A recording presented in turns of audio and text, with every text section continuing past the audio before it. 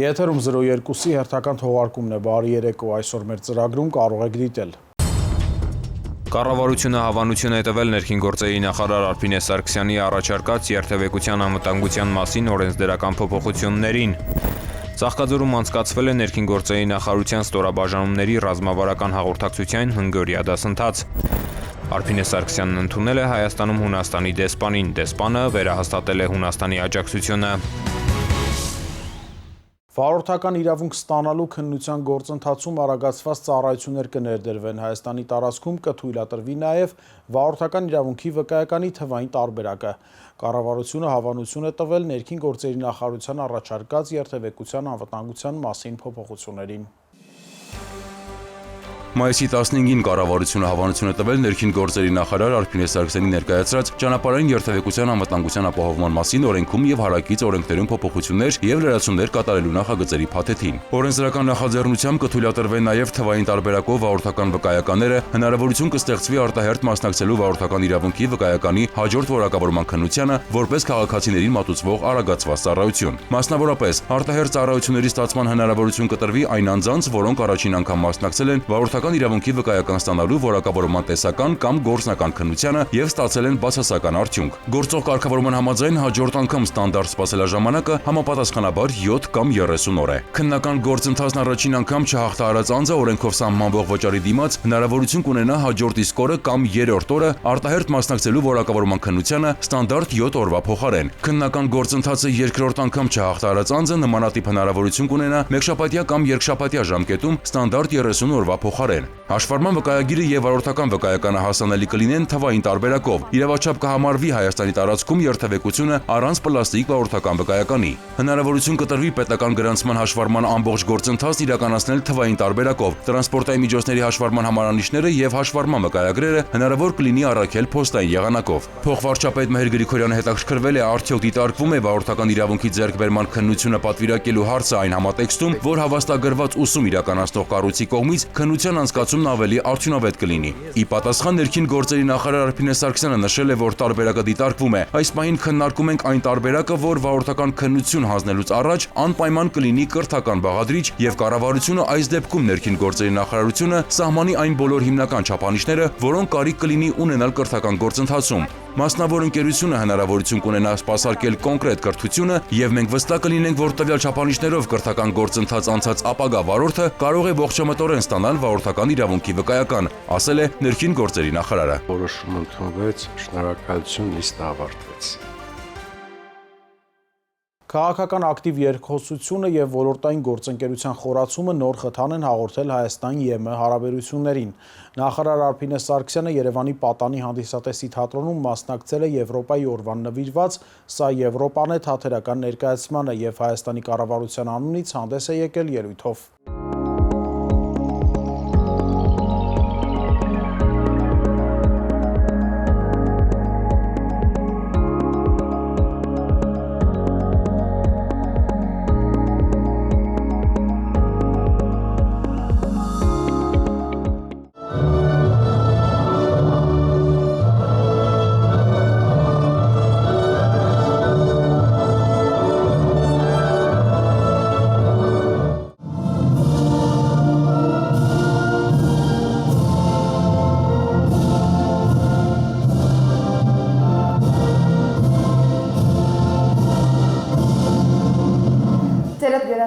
Հարգարժան պարոն Մարագոս, դիվանագիտական կորպուսի հարգելի ներկայացուցիչներ, կառավարության հարգելի անդամներ,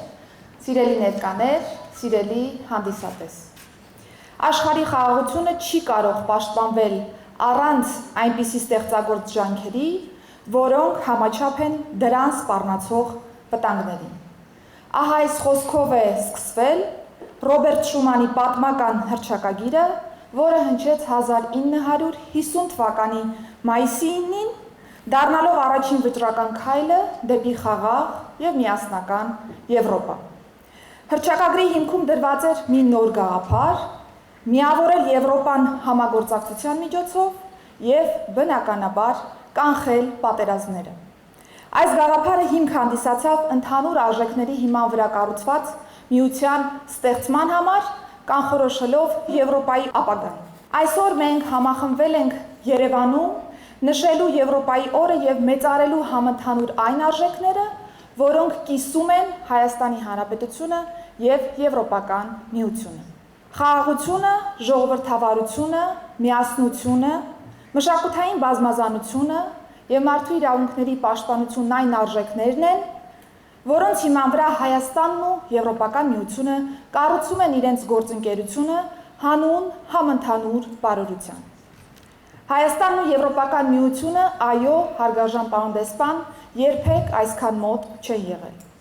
Վերջին տարիներին քաղաքական ակտիվ երկխոսությունը եւ ոլորտային գործընկերության խորացումը նոր խթան է հաղորդել Հայաստանի եւ Եվրոպական Միության համագործակցությանը։ Այս հարցում կարևորագույն դերակատարում է ունեցել համապարփակ եւ ընդլայնված գործընկերության համաձայնագիրը, որն ուրվագծում է ժողովրդավարական բարեփոխումների արդյունավետ իրականացման,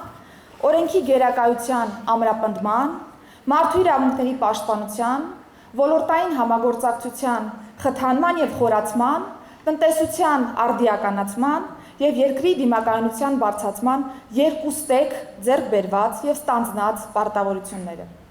Մենք բարձր ենք գնահատում Եվրոպական Միության եւ անդամ երկրների հստակ վճռականությունը խորացնելու համագործակցությունը Հայաստանի Հանրապետության հետ եւ վերահաստատում եմ Հայաստանի Հանրապետության կառավարության վճռականությունը հենց այս ուղղությամբ շարունակելու եւ զարգացնելու մեր հարաբերությունները։ Այս համատեքստում ցանկանում եմ անդրադառնալ նաեւ մի շատ կարևոր թեմայի, ինչին անդրադարձավ նաեւ մեծարգո պարոն դեսպանը, մուտքի, արտոնագրերի ազատականացման շուրջ երկխոսությանը։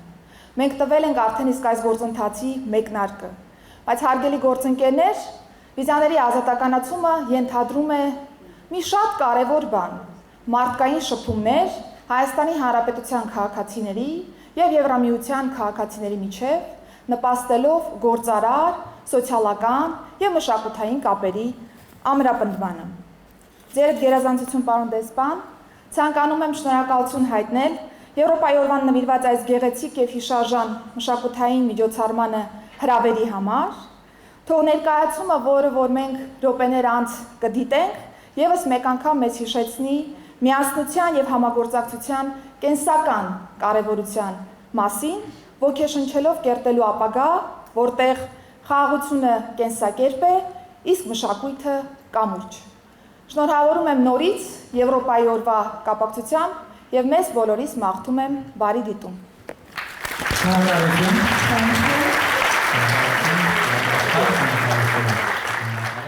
Ներքին գործերի նախարար Արփինե Սարգսյանը ընդունել է Հայաստանում Հունաստանի դեսպան Խրիստոս Սոֆյանոպուլոսին։ Քննարկվել են երկկողմ հարաբերությունների խորացմանը, միգրացիայի եւ վիզաների ազատականացմանը վերաբերող եւ այլ հարցեր, որոնց կապակցությամբ դեսպանը վերահաստատել է Հունաստանի աջակցությունը։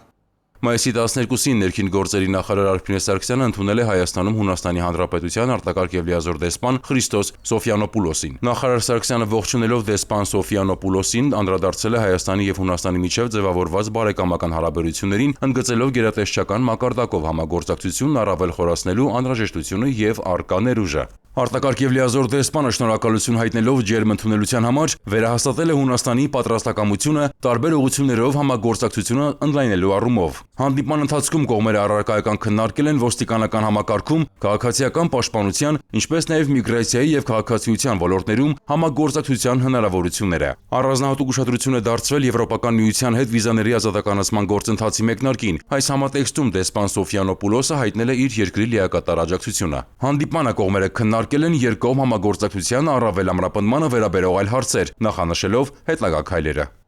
Արդյունավետ ու նպատակային հաղորդակցությունը ճգնաժամային իրավիճակներում կարող է վճռորոշ դեր ունենալ, ապահովելով հասարակության վստահությունն ու պատասխանատու մարմինների արագ արձագանքը։ Ծաղկաձորում անցկացվել է ներքին գործերի նախարարության ստորաբաժանումների ռազմավարական հաղորդակցության հնգօրյա դասընթաց Սերժ ու Վասիլեի մասնակցությամբ։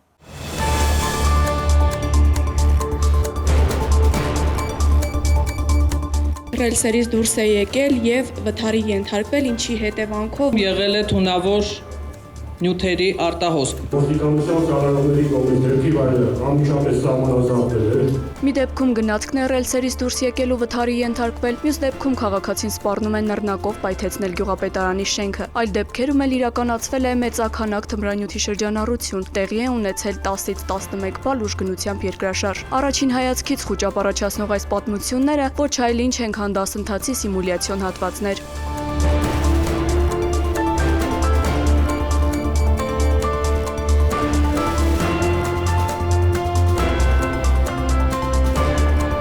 Ներքին գործերի նախարարության եւ Միավորված ազգերի կազմակերպության զարգացման ծրագրի համագործակցությամբ ու Եվրոպական միության ֆինանսավորմամբ մայիսի 5-ից 9 Ծաղկաձորում անցկացվել է Ներքին գործերի նախարարության, ոստիկանության եւ փրկարար ծառայության տարածքային ստորաբաժանումների համար նախատեսված ռազմավարական հաղորդակցության հնգօրյա դասընթաց։ Նպատակը ճգնաժամային իրավիճակներում ծառայողների հաղորդակցության արդյունավետ կազմակերպումն էր։ Դասընթացը վարում էր փորձագետ Սերջու Վասիլեն։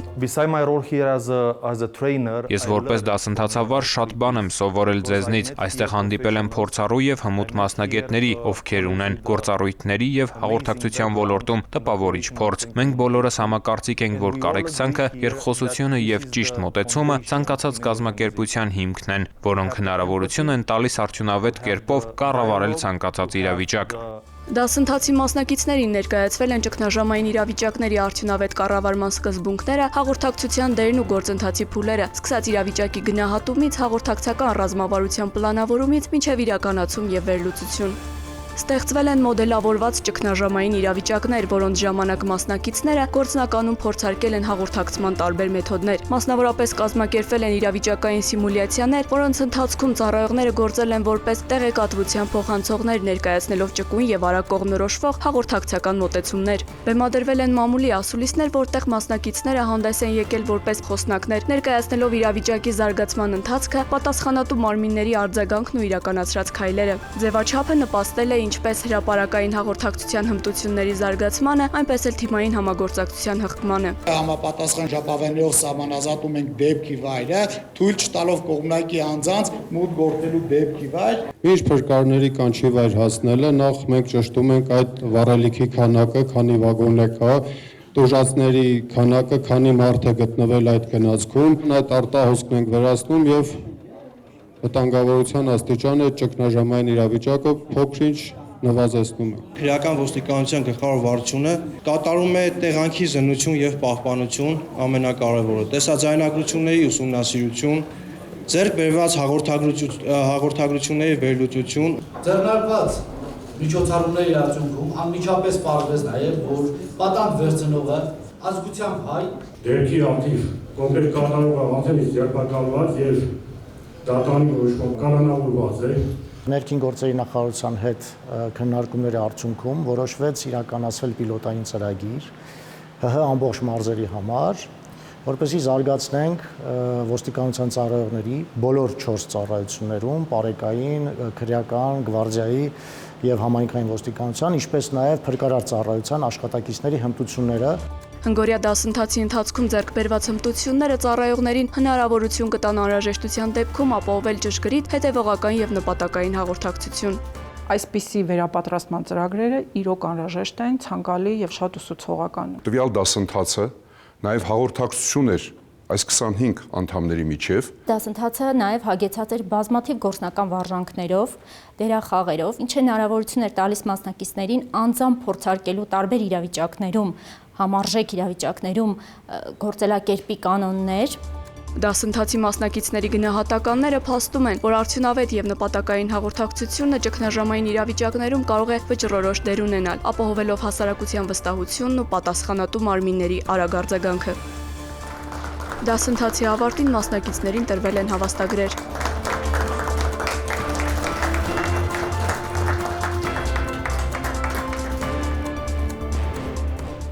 Ներքին գործերի նախարարությունը ազատությունից զրկված անձանց իրավունքների պատշաճ ապահովումը համարելով առաջնահերթություն շարունակում է ձեռնարկել գործուն քայլեր նրանց ուղեկցման հարցն ամբողջ ծավալով իրականացնելու համար։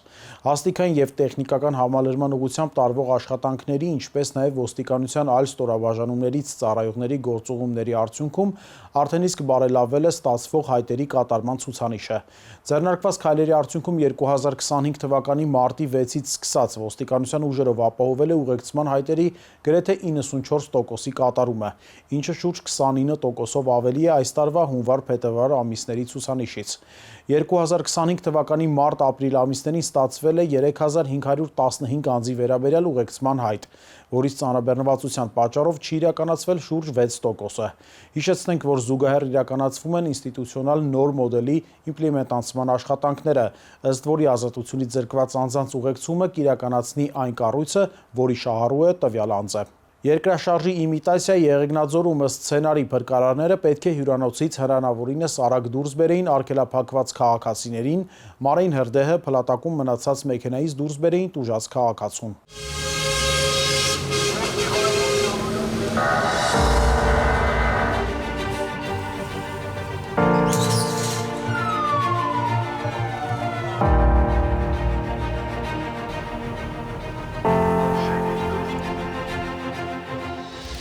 Մի անհանգստացեք, վտանգավոր ոչինչ չկա եւ որևէ մեկը չի տուժել։ Պարզապես 8 բալ ուժգնությամբ երկրաշարժի իմիտացիա է, որի ընթացքում Վայոց-Ձորի փրկարարները ուսումնական վարժանքներ են իրականացնում, ցուցադրելով բնական աղետի ժամանակ իրենց գործողությունները։ Մայիսի 13-ին վարվելակերպի կանոնները ուժգին երկրաշարժի դեպքում թեմայով վարժանքը իրարանցում էր առաջացրել Եղեգնաձորում։ Փրկարար ծառայության հրամանատարաշտաբային ուսումնական վարժանքին հետևում էին Վայոց-Ձորի մարզային եւ քաղաքային իշխանության ներկայացուցիչներ, ներքին գործերի նախարարության ոստիկանության ծառայողներ, դիտորդներ, քաղաքացիներ։ Այրվող հյուրանոց, արգելափակված քաղաքացիներ, փլատակներում մնացած մեքենա։ Ըստ սցենարի փրկարարները պետք է հյուրանոցից հնարավորինս արագ դուրս բերեին արգելափակված քաղաքացիներին, Մարեին Հրդեհը փլատակում մնացած մեքենայից դուրս բերեին տուժած քաղաքացուն։ Ուսումնավարժության ներգրաված էին 3 մարտական հաշվարկ, Եղեգնաձորի Երշեշ փրկարարական ջոկատի եւ Վայքի Երշեշ փրկարարական ջոկատի հաշվարկները, ոստիկանության բարեկային ծառայության աշխատակիցները, շտապօգնության աշխատակիցները, էլեկտրոցանցի հերթապահությունը եւ 104 գազի ծառայության հերթապահությունը, Կարմիր խաչի կամավորները։ Եղեգնաձորի եւ Վայքի Երշեշ փրկարարական ջոկատները նախ հյուրանոցից դուրս բերեցին երկրաշարժից տուժած քաղաքացիներին եւ տեղափոխեցին դեպքի վայր ժամանած շտապօգնության մեքենայի մոտ։ Այնուհետեւ երրորդ հարկից պարանային տեխնիկայի միջոցով դուրս բերեցին արգելափակված անձանց, որոնց նույնպես առաջին բուժօգնություն ցուցաբերվեց։ Փրկարարները զգուշությամբ մասնատեցին փլատակում մնացած ավտոմեքենան եւ դուրս բերեցին տուժած քաղաքացուն։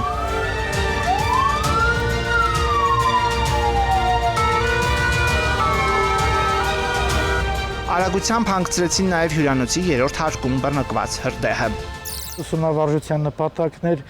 մեր Երշեշ փրկարարական ջոկատների ուժերը բերել պատրաստ վիճակի, ուսումնավարժություն իրականացվեց մարտական պատրաստությունը ել ավելի բարձրացնելու նպատակով։ Վայոց-Ձորի մարզային փրկարարական վարչության պետ գնդապետ Հակոբ Սարգսյանի խոսքով ուսումնական վարժանքները փրկարարների ամենօրյա ծառայության բաղկացուցիչ մասն են, իսկ հրամանատարաշտաբային վարժանքները հնարավորություն են տալիս գնահատել կարողությունները, մատնանշել բացթողումները եւ կատարելագործել հմտությունները։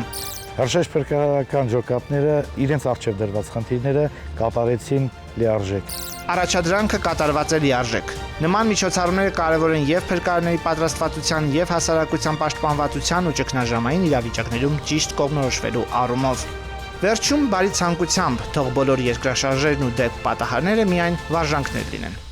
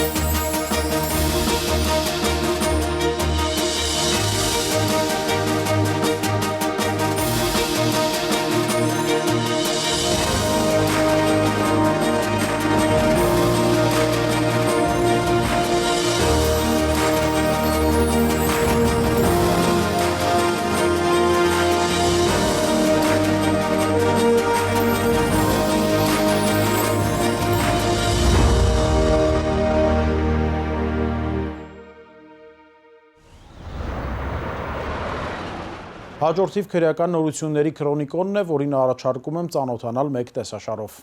Համայնքային ոստիկանության Քանաքերձայթունի բաժնի ծառայողները մայիսի 8-ին ժամը 20:05-ին օպերատիվ տեղեկություն էին ստացել, որ Ռուբինյանց փողոցում գտնվող սուպերմարկետի մոտ երկու օտարերկրացիների վեճն ավարտվել է դանակահարությամբ։ Րոպեներ անց ներքին գործերի նախարարության օպերատիվ կառավարման կենտրոնից է հաղորդում ստացվել։ Կենտրոն զանգարած քաղաքացին հայտնել էր, որ Պարուշ Սևակի եւ Ռուբինյանց փողոցների խաչմերուկում դանակահարություն է տեղի ունեցել, մեկ անց տեղափոխվել է հիվանդանոց։ Քանաքերձայթունի բաժնի ամենքային ոստիկանների ձեռնարկած օպերատիվ հետախուզական միջոցառումների արդյունքում Ռուբինյանց Պարուշ Սևակի փողոցների խաչմերուկում հայտնաբերվել, մարմնական վնասվածք պատճառելու կասկածանքով ձերբակալվել եւ բաժին է տեղափոխվել 23-ամյա օտարերկրացի մի երիտասարդ։ Նա հայտնել է, որ ինքն է դանակահարել 22-ամյա համերկրացուն։ 23-ամյա օտարերկրացին կազմված փաստաթղթերի հետ ներկայացվել է Քանաքերձայթունի քննչական բաժին։ Նախաձեռնվել է քրեական վարույթ։ 23-ամյա երիտասարդը կալանավորվել եւ տեղափոխվել է քրեակատարողական հիմնարկ։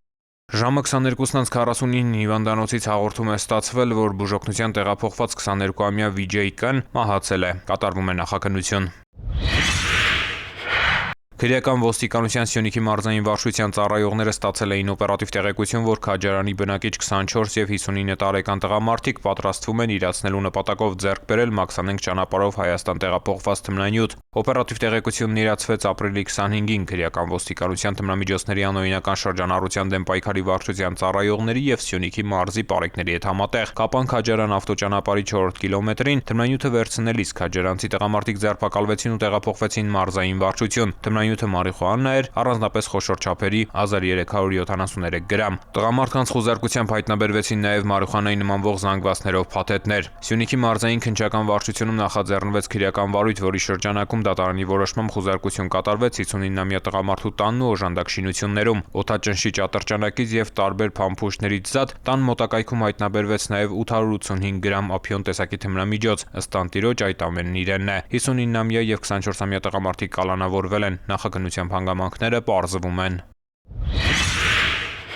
Քրեական ոստիկանության Արմավիրի մարզային վարչության ծառայողները օպերատիվ տեղեկություններ էին ստացել, որ Շենավան գյուղի բնակիչ 59-ամյա տղամարդը ապօրինի պահում է Կալաշնիկովի ինքնաձիգ եւ զինամթերք։ Նախաձեռնվել է քրեական վարույթ, որի շրջանակում կատարված զննությամբ Շենավանցի տղամարդու տնամերձ հողամասում հայտնաբերվել են ինքնաձիգ, երկու փամփշտատու, բլիցքավորված 5.45 մմ տրամաչափի 50 փամփուշտով եւ 7.62 մմ տրամաչափի 6 փամփուշտ։ Նախաքննության հանգամանքները պարզվում են։ Կրկին հորդորում ենք ապօրինի պահվող զենք զինամթերք կամավոր հանձնել ոստիկանություն քրեական պատասխանատվությունից խուսափելու համար։ Համայնքային ոստիկանության Մասիսի բաժնի ծառայողներն ապօրինի արդյունահանման վերաբերյալ մայիսի 14-ին ստացած տեղեկությունն իրացրին նույն օրը։ Պարզվել է, որ սահմանափակ պատասխանատվությամբ մի ընկերություն, խախտելով ընդերքի պահպանման կանոնները, Դարբնիկ գյուղում թույլատրված տարածքից դուրս իրականացրել է ավազի եւ ավազակոպչային խճաքարի արդյունահանում։ Ձերբակալվել են ընկերության տնօրենի լիազոր ներկայացուցիչը, Աշխեգը, նրանց օժանդակողը եւ 4 վարորդ, որոնց վարած բեռնատարները տեղափոխվել են բաժնի պահպանվող հատուկ տարածք։ Ընդերքի պահպանման կամ օգտագործման պահանջները խախտելու հատկանիշներով Մասիսի քննչական բաժնում նախաձեռնվել է քրեական վարույթ։ Պարզվել է, որ ապօրինի արդյունահանման պետությանը պատճառվել է շուրջ 12 միլիոն դրամի վնաս։ Բացի այդ հարկերից խուսափելու համար ընկերության տնօրինությունը թաքցրել է շրջանառությունը։ Նախաքննության հանգամանքները պարզվում են։ Ծանուցում ենթադրյալ հանցանքի մեջ կասկածվողը կամ մեղադրվողը համարվում է անմեղ, քանի դեռ նրա մեղավորությունը ապացուցված չէ Հայաստանի Հանրապետության քրեական դատավարության օրենսգրքով սահմանված կարգով, դատարանի օրինական ուժի մեջ մտած դատավճռով։ Մեր թողարկումն ավարտվեց, կհանդիպենք հաջորդ շաբաթ։ Ցտեսություն։